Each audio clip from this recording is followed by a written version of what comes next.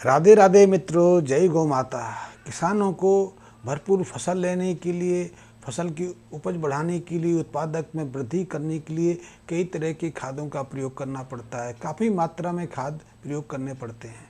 खादों के अलावा उसे एक चीज़ की और आवश्यकता पड़ती है, वो आवश्यकता है माइक्रोन्यूट्रिएंट्स की। वैसे अब किसानों को अपनी फसल को, अपनी साग सब्जियों को, अपनी बागवानी को सुरक्षित रखने के लिए कई तरह के कीटनाशक दवाओं का भी प्रयोग करना पड़ता है, क्योंकि उसकी फसल को बार बार कई तरह के रोगों का सामना करना पड़ता है। इन रोगों के कारण फसल की ग्रोथ रुक जाती है, पत्ते मुरझाने लगते हैं, या फिर सड़ने लगते हैं, सूखने लगते हैं, या फिर फ्लावरिंग नहीं होती, फ्लावरिंग हो जाती है तो वो फलों में, वालियों में, बीजों में रूपांतरित नहीं होते। तो इसके लिए भी उसे कई तरह की ऐसी दवाओं का प्रयोग करना पड़ता है। सबसे अच्छी चीज़, सबसे महत्वपूर्ण, खादों के साथ में उसे काफ़ी मात्रा में माइक्रोन्यूट्रिएंट्स का अर्थ है अति दुर्लभ खनिजों का प्रयोग करना, क्योंकि फसलों के लिए nitrogen, phosphorus, potassium, calcium, zinc, sulphur यही महत्वपूर्ण नहीं है। इनके अलावा भी ऐसे सैकड़ों खनिज हैं।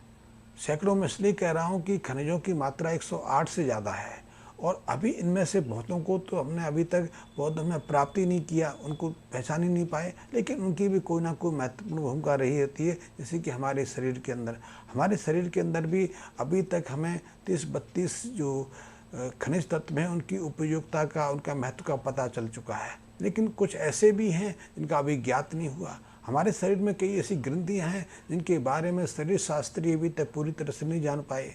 मैं उदाहरण के रूप में समझाऊं, हमारे मस्तिष्क के अंदर माथे के ठीक बीच में एक ग्रंथि रहती है, इसको पीनियल ग्लैंड्स बोलते हैं, पीयूष ग्रंथि बोलते हैं।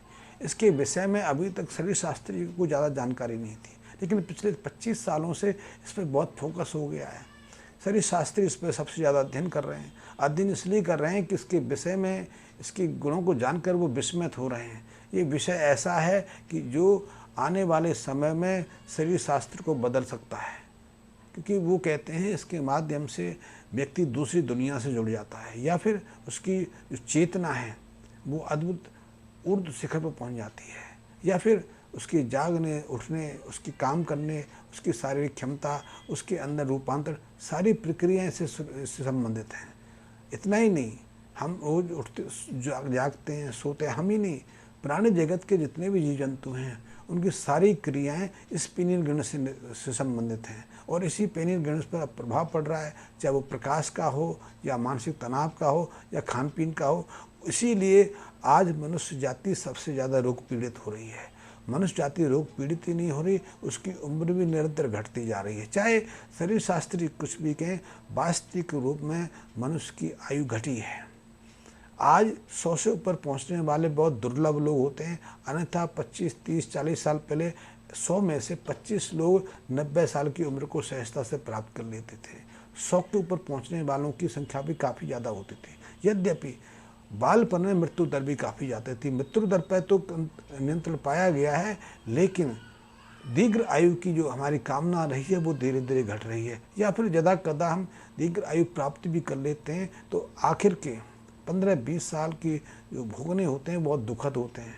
हमारा अंग काम नहीं करते, हमारी बुद्धि हमारे से गायब हो जाती है, स्मरण नहीं रहता, हम पार्किंसंस या अल्जाइमर जैसी बीमारियों से ग्रसित हो जाते हैं। तो पीनियल ग्लैंड्स को लेकर आज के शरीर शास्त्री बहुत चिंतित हैं, और ये सब बात 25-30 साल पहले चली है। उससे पहले तो शरीर शास्त्री ऐसी किसी ग्रंथि के विषय में सोच भी तय भी नहीं थे।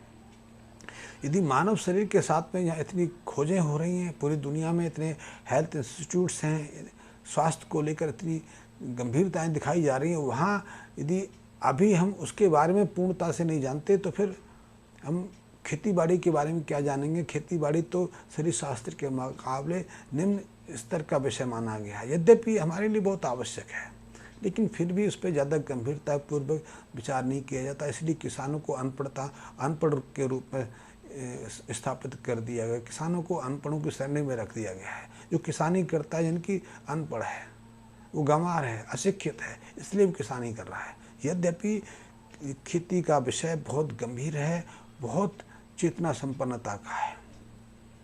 इसके विषय में थोड़ी जानकारी आपको दे दूं। हमारे प्राचीन साहित्य में कहीं कोई उल्लेख नहीं होता कि प्राचीन समय में किसानों को प्रशिक्षित करने के लिए कोई विश्वविद्यालय, कोई गुरुकुल, कोई शिक्षा संस्थान था। भारत में नहीं, पूरी दुनिया में ये एक नियम है। किसानी के साथ में नहीं, बहुत सारी चीज़ें, कभी कुम्हार को सिखाने के लिए कोई स्कूल नहीं था, सुनारे सिखाने के लिए कोई इंस्टीट्यूट नहीं था, आज तो है। इसी तरह किसान को शिक्षित करने के लिए कोई कृषि विद्यालय नहीं होते थे, लेकिन फिर भी किसान अपने अनुभव से, अपने प्रयोगों से इतना बौद्धिक क्षमता संपन्न हो गया था कि मिट्टी को सूंघ के वो पक्षियों को, चींटियों को, कीड़ों को, अपने आसपास रहने वाले जीव जंतु की गतिविधियों को, बादलों की आकृति से, हवा की गति से, इनकी बहुत कुछ चीज़ों से बहुत अच्छा अनुमान लगा लेता था। उसे मिट्टी की खुशबू से पता चल जाता था कि आने वाले 24 घंटे में बारिश होने वाली है। वो पक्षियों की गतिविधियों से पता लगा लेता था कि आने वाला समय गर्म रहेगा कि ठंडा रहेगा, और इसी के हिसाब से उसके खेती का काम चलता था। बीजों की बुवाई होती थी। बीजों की बुवाई के लिए मनुष्य को एस्ट्रोनॉमी का, अंतरिक्ष विज्ञान की भी अद्भुत जानकारी थी। वो आकाश में सूर्य, जो तारों की गतियाँ होती हैं, उन आकृतियों को भी अच्छे से पहचानता था। तो उसकी जो ज्ञान पिपासा थी, जो बौद्धिक क्षमता थी, बहुत शीघ्र थी। वो बीज हो, पशु हो, चाहे पालतू भैंस हो, गाय हो, बैल हो, बंदर हो, घोड़ा हो, गधा, कोई भी, उसके दांतों को देखकर, शरीर को देखकर, उसके बैठने बैठने को देखकर, उसके हिलने आने या बोल, उस सबसे वो बहुत कुछ अनुभव कर लेता था।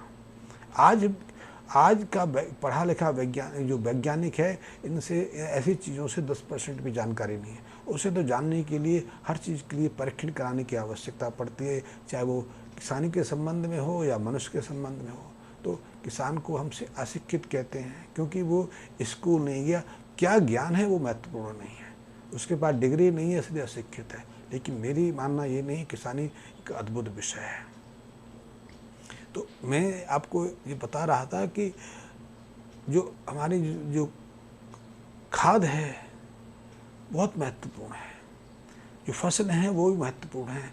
इनमें माइक्रो न्यूट्रिएंट्स की अति दुर्लभ मात्रा भी बहुत प्रभाव रखती है। यदि इन दुर्लभ तत्वों की, खनिज तत्वों की हमारी भूमि में कमी हो जाए तो निश्चित रूप से उसका सीधा प्रभाव तो जो हम सीड्स डालते हैं, बीज डालते हैं, उनकी अंकुरण प्रक्रिया पर आ जाता है। वो बहुत विलम्ब से निकलते हैं और पूरी तरह से निकलते भी नहीं, उसमें से बहुत सारे नष्ट हो जाते हैं। यदि निकल भी आए तो उनकी ग्रोथ सामान्य रूप से आगे नहीं होती है, उनकी झाड़ नहीं बनती है, उनकी जड़ें कमज़ोर रहती हैं, जड़ें गहराई तक नहीं जा पाती हैं, उनके तने कमज़ोर रहते हैं, शीघ्रता से बीमारियों का शिकार बन जाते हैं, उनकी पत्तियाँ पीली, मुरझाई, कमज़ोर, टूटी, शिथिल रहती हैं, उनमें फ्लावरिंग समय से नहीं आती, वो शीघ्रता से सूख जाते हैं। या फिर फ्लावरिंग आ जाए तो जो ज़्यादातर जो फूल हैं वो बाली के रूप में, सीड्स के रूप में या फलों के रूप में रूपांतरित नहीं होते, तो फसल पर प्रभाव पड़ता है।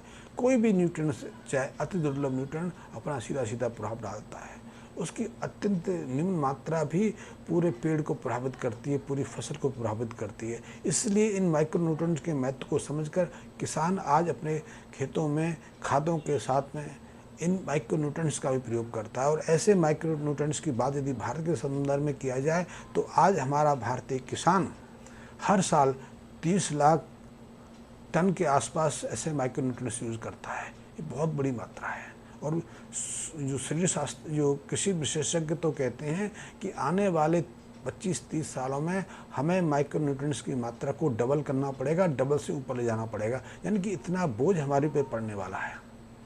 और इनकी भी स्थिति वही है जो खाद की है। खाद के रूप में यदि हम दानेदार यूरिया का प्रयोग करते हैं, डीएपी का प्रयोग करते हैं, तो उसका अधिकांश हिस्सा किसी काम नहीं आता है, व्यर्थ चला जाता है। इसलिए सरकार ने या संस्थानों ने जो न्यूरो यूरिया या न्यूरो डीएपी की शुरुआत की है, वही माइक्रो न्यूट्रिएंट के साथ में। यदि हम ऑर्गेनिक माइक्रो न्यूट्रिएंट्स का प्रयोग करें, हम ऐसे दुर्लभ खनिजों का प्रयोग कर रहे हैं जो ऑर्गेनिक हैं, तो वो अच्छा प्रभाव दिखा पाते हैं। और ऑर्गेनिक माइक्रो न्यूट्रिएंट्स तो हमें गाय के गोबर या मूत्र के माध्यम से प्राप्त हो सकते हैं। यदि माइक्रो न्यूट्रिएंट्स को हम एक विशेष प्रक्रिया से गौमूत्र से उपचारित कर लें, गोबर से गोबर सार तत्व से उपचारित कर लें तो उनकी बहुत निम्न मात्रा अपना बहुत अच्छा प्रभाव दिखाती है, क्योंकि वो तब अधिकतम मात्रा में इस्तेमाल हो जाते हैं, अधिकतम मात्रा में भूमि में मिलकर फसलों पर प्रभाव दे पाते हैं।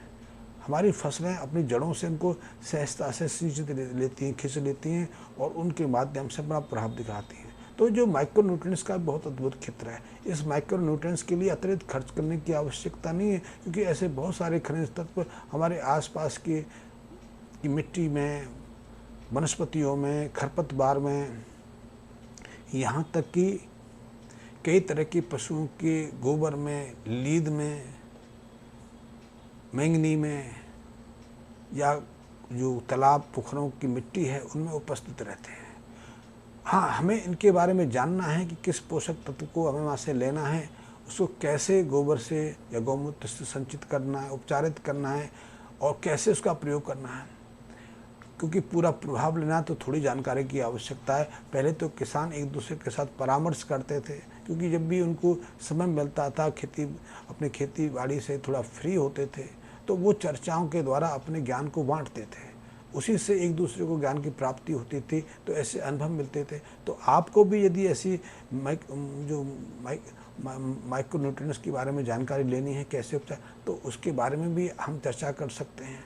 इनके संबंध में भी आगे मैं विस्तार पूर्वक वीडियो बनाऊंगा। अभी तो मैंने एक थोड़ी हल्की सी जानकारी आपको दी है। विस्तृत उससे जानने के लिए भी आप मेरे दूसरे वीडियो देख सकते हैं और मैं विस्तार पूर्वक बताने की कोशिश करूंगा। धन्यवाद।